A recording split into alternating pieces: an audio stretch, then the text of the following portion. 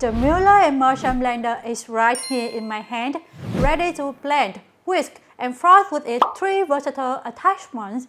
Powered by a 500-watt motor, it promises to tackle everything from smoothies to soups. But does it actually live up to the hype? Stick around because we are about to put it to the test with a few practical challenges. I'm Tina and welcome back to our Shouldit blender series.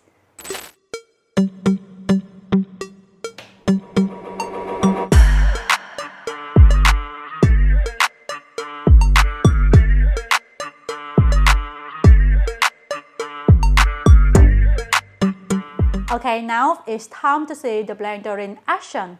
But before we get into that, it's important to understand how we evaluate. So be sure to check out how Shouldit tests immersion blenders.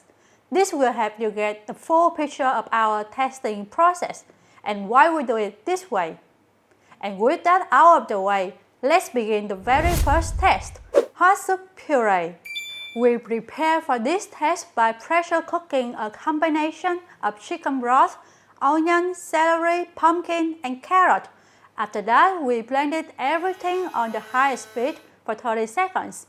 To keep things consistent, we make sure the soup stays between 136 and 140 degrees Fahrenheit before starting, just like we did in our batch blender test, so we could get a reliable evaluation.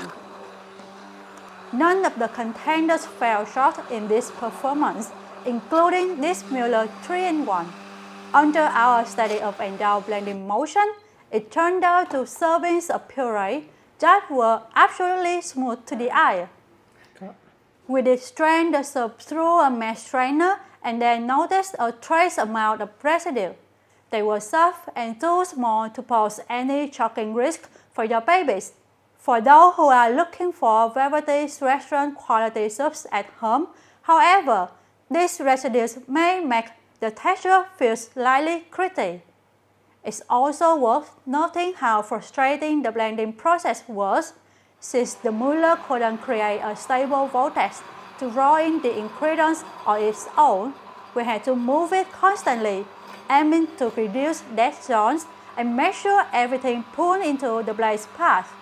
Hot soup puree, 7 out of 10. Next up, we tested the blender with a frozen smoothie made from frozen mango, pineapple, kale, and water. This was a true test of its power. In fact, not many hand blenders within this range could generate enough force to crush dense food, especially when it had become solid as stone after being left in the freezer for many days. However, this Mueller was a rare exception. You might notice small flecks of kale were still visible in the drink, and this made the texture nowhere near as silky as the ones produced by higher models. The blending time was also quite longer than we expected. Even so, we honestly didn't see anything wrong here, since the smoothie was absolutely drinkable. Free of large lumps, every sip feels smooth and clean, so you can enjoy it without chewing or fighting with the straw clogging up. Smoothie, 6.3 out of 10. For this challenge, we made mayonnaise with 3 egg yolks and 240 milliliters of oil.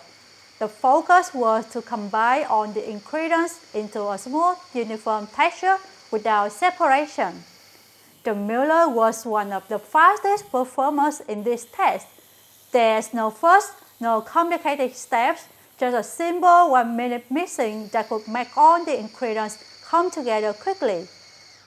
The mayonnaise was thick enough to spread easily and hold its shape perfectly, though we would give it a higher score if its consistency had been denser.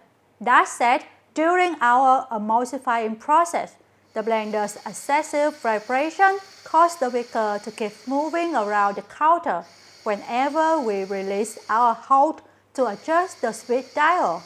This complicated the process and made it harder to maintain our control. Nonetheless, this issue can be improved by switching to a heavier blending container. Mayonnaise, 8.5 out of 10. Test 4 involved making almond milk from 1 cup of raw almonds and 3 cups of filtered water. The almonds were soaked overnight and we blended them at full speed in the 24-ounce beaker.